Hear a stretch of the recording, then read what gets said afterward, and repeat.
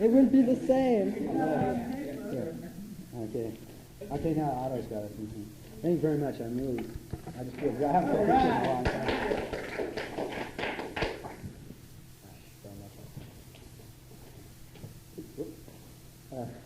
Okay, this poem I wrote just recently called Slow Down and Live. Hurtling around in a speeding metal age, do you realize exactly where you are, becoming oblivious to the outside and succumbing to highway hypnosis, while the other road fools around you cannot be expected to keep their control? When you lose it, you cross the uncrossable line, like a rhomboidical synapse that has nowhere to go. Unlike a pseudo-poetic criminal confusion in the third yard, an Agent Orange has arrived too late to get the job done. He has been relieved. We cannot fall down, or we shall be forced to eat hamburger. We cannot afford to be cerebrally fed to the machine of life, while the black knight crashes clasped water bottles rhythmically. Are you a poisoned prisoner of the white lines? Drop your laces and pick up your faces.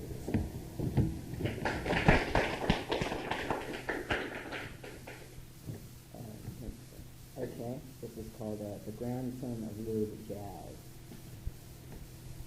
Abortion, confusion, blood transfusion, optical illusions can make you come to the wrong conclusion. Sizzling tomatoes over open sesame buns. The hippy-dippy, trippy band is not for you to understand. Take it out of your ear and it will be in your hand. In the sky above there are clouds of dust that make you feel like you've got your mind on your hands. You can't get too far with no gas for his car, which is so easy for you to command. It's like an extension of your brain, so why do people drive insane?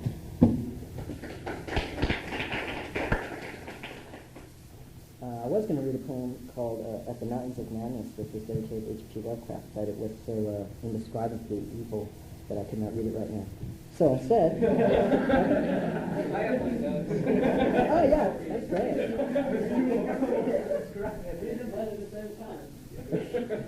Yeah, well, it would lose some of its original... it would lose some of its original malevolence if I did that, but... So instead I'm going to read... I was a real-life member of the Elborough Police School. Bird of fire, flying high, I see it, luminous against the dark sky, in the night as I walk, entering the forbidden city of sand, whilst wearing the suit of lights, and thinking, like the moon, I am not sailing, and I am not walking. Deep, deep is the night. The bird of fire sleeps on a building, and the policemen ride by. Dogs, walking serenely like me. In the city, little is noisy. Most are quietly asleep, dreaming sound, full of thoughts about non-existent families and tweeting birds. Bird of fire flying high, very bright against the dark midnight sun that flies away, like the bird, higher than light in the city of lights. Thank you.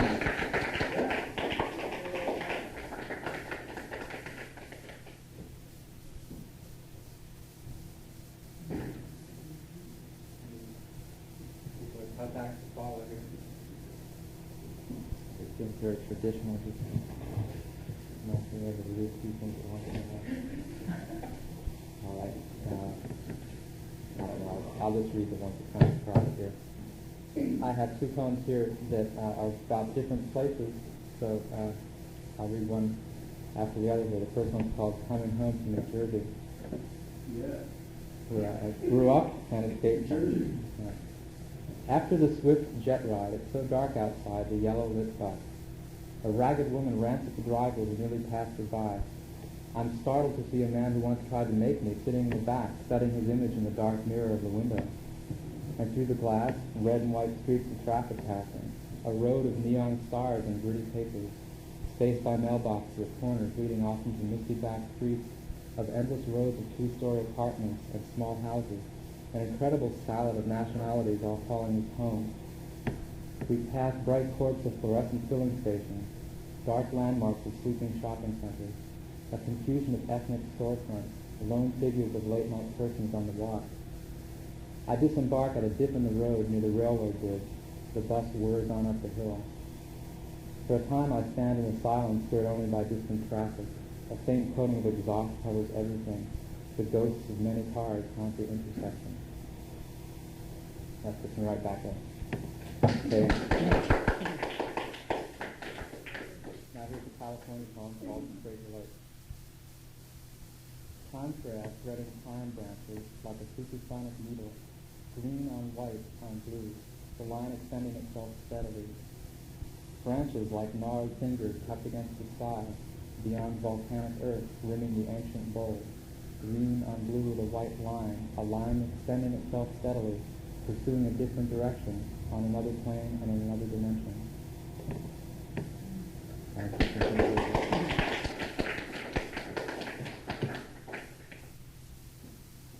I think this one has a few rhymes.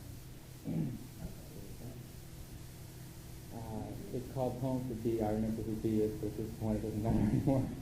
Okay. Though windstalks pull to the south, storms arise on Hudson's Bay, and sap begins its hibernation, a mild winter is the indication. The evening which falls too fast reminds strollers of destination. They know images in the stilled water. As they pass, they cast further reflections. People hurry to fend off the chill. Doors are shut to the gathering dark. In the sunset's afterglow, would-be lovers wistfully part. Some few have grouped on rooftops to note the change of day. Lights glow through curtained windows where most are locked away. Evening wheels into night cycle. Venus and Mercury appear. Astrological juxtapositions code the changes of the year. The night gives knowledge freely. Warmth is limited in the day. Nature holds its breath for spring, and the cold, wise children play. That's a little thing.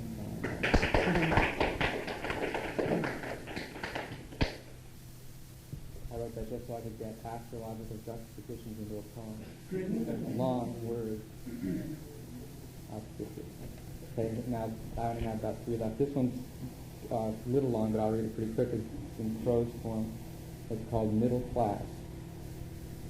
Why I wrote this, I don't remember. There you go.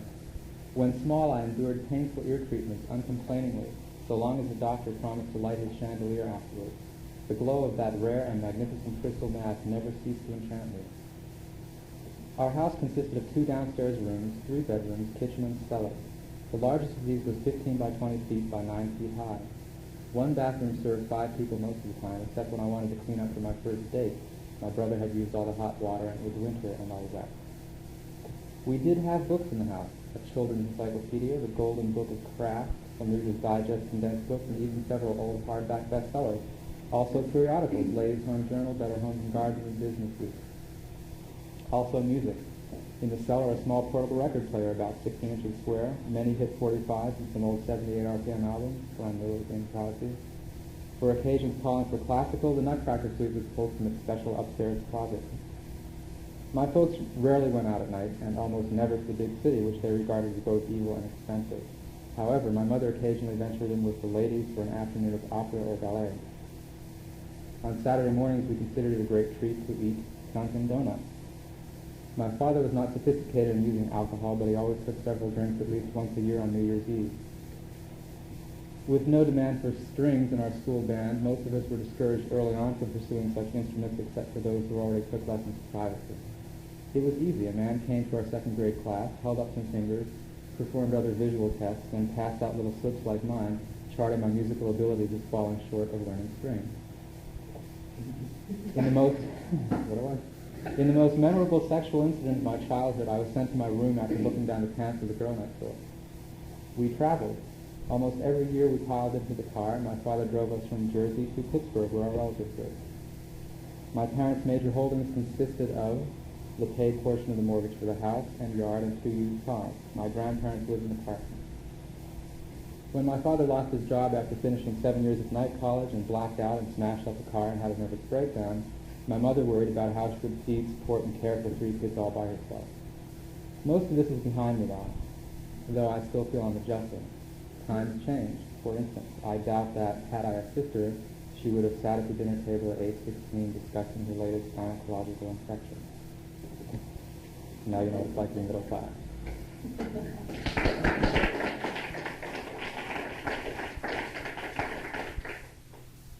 And there's 2 more. This one's called Flight. Offshoring in a rush like tightening a sense of passion, the ordinary world receding in the jet's lunging lust for the air. Contours of topography, fascinating as your curves and wills. Forestation and clearings, wet places, smooth horizons. Banded light at the edge of the world. below rolling carpet of clouds, the sailing above something akin to the physical thrill of youth. The body is pretty to look upon, the spirit rushes and soars, but only the heart really feels. There's nothing more you need to understand.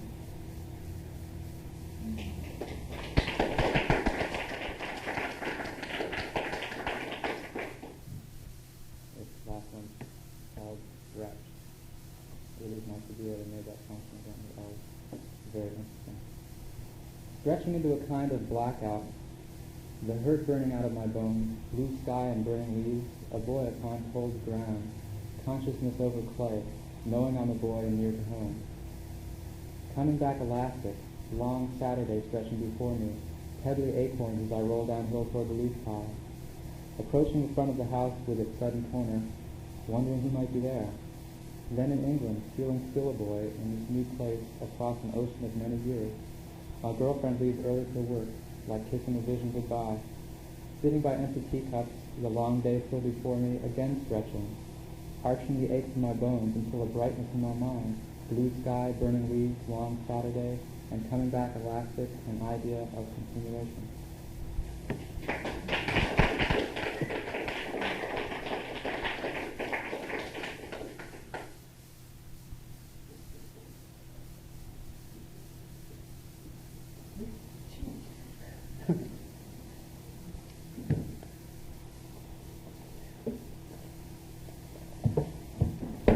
This is one I wrote out in Arizona, called Kachina's Dance. Storm gods of the mountains, storm clouds to the mountains. Kachina walk, bring rain to the corn. Your head in the sky, your body the clouds, your fingers the rain. Gently now touching the earth, yet firmly staying in your presence. Your stride, a mighty thunder, and lightning marks your path. You have touched my face. I am truly blessed.